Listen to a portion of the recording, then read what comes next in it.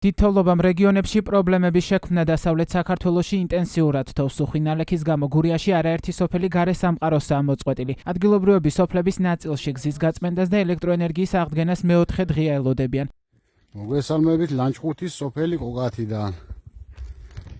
2 მეტრზე მეტია თოვლის საფარი. გზა ჩვენ არ გვაქვს.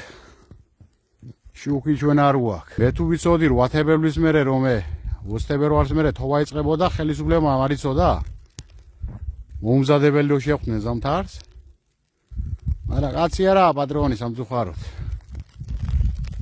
პატრონი არა არავინ არც ცენტრალური გზებია გაწმენდილი და არც ადგილობრივი მოხუცებია სოფელში ბავშვებია რამოდენიმე სახლი ჩანგრეულია ჩოჩხათის თემში რომელიც მე ვიცი და რომელიც მე არ ვიცი კიდე ვინ იცის რამდენია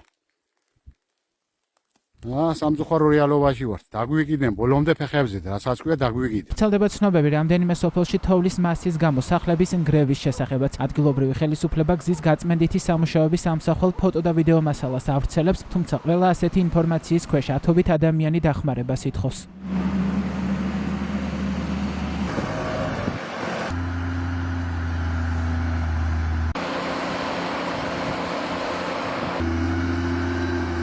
უხვი თოვლი დასავლეთ საქართველოს რიგ რეგიონებში, განსაკუთრებით გურიასა და აჭარაში პარასკევს 20 თებერვალს მოვიდა და მას შემდეგ თოვას ფაქტობრივად არ გადაუღია. როგორც აჭარაში, ასევე გურიაში შეწყვეტილია სასწავლო პროცესი სკოლებსა და ბაღებში. გაჩერებულია სარკინიგზო გადაადგილება, ფრენები შეჩერებულია ბათუმის აეროპორტში. ამინდის პროგნოზის მიხედვით უწყვეტი თოვა მოსალოდნელია მომდევნო პარასკევამდე.